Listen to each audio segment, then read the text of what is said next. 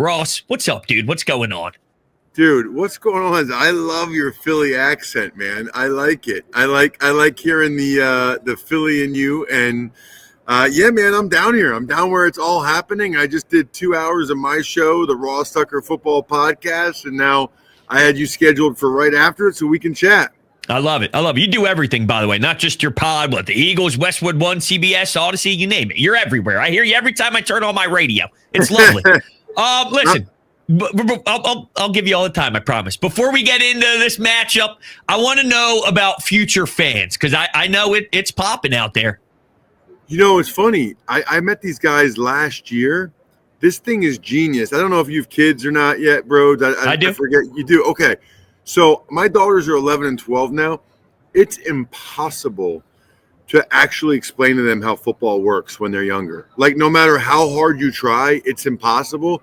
These guys are Bengals fans. So 3 years ago when they made the Super Bowl or whatever, they couldn't get their kids to watch the games with them. And their kids are like, we'll watch next year. And they're like, no, you don't understand. The Bengals only go to the Super Bowl every 30 years. Like, you got to watch today. Sit down. Watch the game. And they had no interest. So these guys came up with this really cool board game and storybook, right?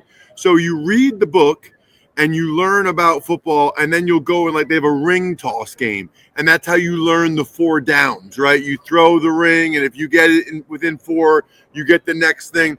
They did a terrific job of figuring out a way to be able to get kids to actually understand football. So if you're fired up about the Eagles, you're fired about the Super Bowl, you want your kid to be able to watch football with you. Because think about that. It's $50. You get them to watch football games with you. That's worth it for years. Like, they'll sit next to you and watch every Eagles game and actually understand what's going on. Well worth it. Futurefans.com. I love it. Yeah, so my daughter's 1, and she watches games with me, but when I tell you she's got $2 in her hands and smacks she doesn't know yet. But Future Fans, I know it's definitely in my future here, so I'm looking forward to it. All right, on to the football game. Let me tell you how I feel. Eagles are going to go kick ass. Nobody's stopping Saquon Barkley. Jalen Hurts is going to ball out. That's how I feel, honestly. In my bones, it screams Eagles dub. But I'm curious how you feel this puppy's going to play out. Yeah, man, I hope you're right. I hope you're right. That would be incredible. I really think for the Eagles to win, Brodes, it has to go down like you said. Like, I think that Saquon has to have a huge game. They have to be able to run the crap out of the ball. And honestly, they got to be up by 2 scores late in the game. I mean, you can't be in a situation where it's a close game late. That doesn't mean they can't win it. But, man, we've seen this movie a lot with the Chiefs, right? They have a first ballot Hall of Fame head coach, Andy Reid, first ballot Hall of Fame quarterback, Patrick Mahomes. If it's a close game late, I'm taking the Chiefs. I think in a close game late, they would win, which is why for the Eagles, it's got to be with like 3 minutes left. It's got to be like 34-23 or 31-20, so that even if Mahomes does some magic stuff, it's not enough. It's too late, right? They still win 31-27 or 34-30 or whatever the case may be. So I do think Saquon is the biggest difference between this year and 2 years ago. He has been – I've never seen anything like it. I've been watching football my whole life. I've never seen a guy with this many house calls. Kudos to Howie Roseman for bringing him in. Stoutland for what he does with the offensive line. You know, he's going to have a good game. I have a tough time picturing the Eagles winning without Saquon easily going over 100. And for that matter, without Jalen Hurts playing like he did against the Commanders in the NFC Championship game. We're going to need the best Saquon and the best Hurts to get this done. Well, let me ask you this. Do you think Spags has the personnel to stop Saquon? Now, Spags is going to do the blitz stuff, and he's going to design certain things. But in regards to actually physically stopping Saquon, every team has tried. Oh, make him one-dimensional. Stop the run, then dare Jalen to throw. And, you know, it's easy to say it, but then you watch Saquon, and he breaks free even if you stack the box. So do they have the personnel to do something that no team has been able to do yet? Well, that's what's so funny is that people have learned more this year that if you stack the box like that and you only have one safety in the middle of the field, if Saquon gets a seam and he breaks the second level of the defense, and he's angling like towards the sideline, or he's out past the numbers. Good luck to that safety, bro. Good luck, because there's too much space and he's too fast. And people forget, dude, you'll appreciate this with your hockey background. He's 233 pounds. Like, he's not a small man by any stretch of the imagination. The dude is 233. So if you only get one hand on him, he's going to run right through it.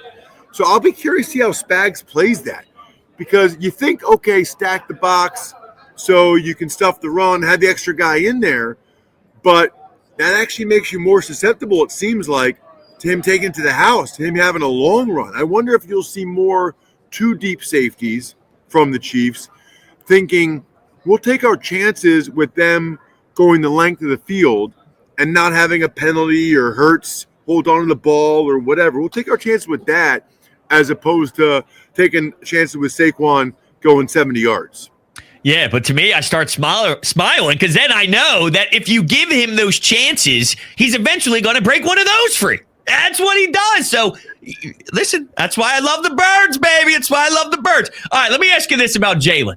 See, I've been fighting with people left and right about Jalen. Oh, he can't throw. He can't read a defense. I'm watching this guy in the playoffs check at the line of scrimmage, and then within seconds, they're resulting in touchdowns. Not 2 plays later, 3 plays later, like 4 or 5 times where that specific play goes to the house. Now, I don't know. I'm just curious your thoughts on the whole narrative about Jalen and who he is. I know it's different. I know it's unique. I know it's not Josh Allen's arm. It's not this. It's not that. But it works for him, and it works at a high clip, obviously. What can you say about him addressing some of the stuff pre-snap with some of the checks, and then just him in general and who he's been, growing into, I guess? He's done a nice job with the audibles in the playoffs in particular. There's no question about it. The reality is every guy, every player has pros and cons, right? Like, I was smart and tough, but I had short arms and I sucked in one-on-one pass pro. Like, everybody has. For Hurts, it frustrates me at times that he holds on to the ball the way he does and takes some of the sacks that he takes, okay? But he never turns it over. So you have to take the good with the bad. I wish he wouldn't take some of the sacks he does, but he also sometimes finds a little space, steps up, and runs for the first down. Sometimes he steps up into sacks. Sometimes he steps up into a big gain. The running element is big, and he made some huge throws in the NFC Championship game. I mean, he was on point. That 4th and 5, that might have been the biggest play of the season. I was screaming, to be fair. I was screaming, no, no, no, no, no. All right, okay, I'll take it. I didn't even like going for it there, and I'm a go for it guy. I was shocked. I thought they were just doing a hard count, and they tried the hard count twice.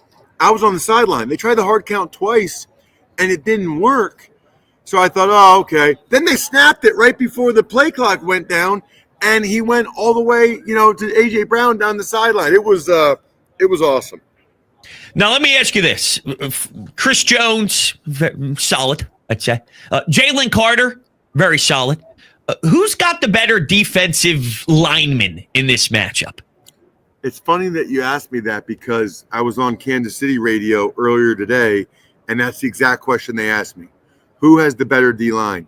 I think the Chiefs have the best player in Chris Jones. I think Jalen Carter has a chance to get to Chris Jones' level. I don't think we can say he's there yet. The difference, I think, is that I think Jalen Carter is going to get a lot of one-on-ones because the left guard for the Chiefs, Caliendo, he's kind of like I was probably, right? Like, you don't really want him starting. And then actually the left tackle, Tooney, was playing left guard. I think they'll slide Creed Humphrey, the center. They'll slide him left a bunch to go ahead and protect that left side, which puts Jalen Carter one-on-one against Trey Smith. Now, if you're not familiar, Trey Smith might be my favorite O-lineman in the league. He's a bad boy, dude. I mean, he is a bad dude. So him against Carter, I'm trying to petition Fox to just have a camera on those guys the whole game. I would watch that. I would just watch Jalen Carter, Trey Smith, every play because they're also both junkyard dogs. We've seen Jalen Carter. He's not afraid to punch you in the face. In fact, he likes it. And if he punches Trey Smith in the face, Trey will punch him back. Like, Trey Smith is going to beat Brodes. He's like a month away from becoming the highest paid guard in NFL history. He's going to get somewhere between $22, $25 million a year to play guard. What I played. It's unbelievable.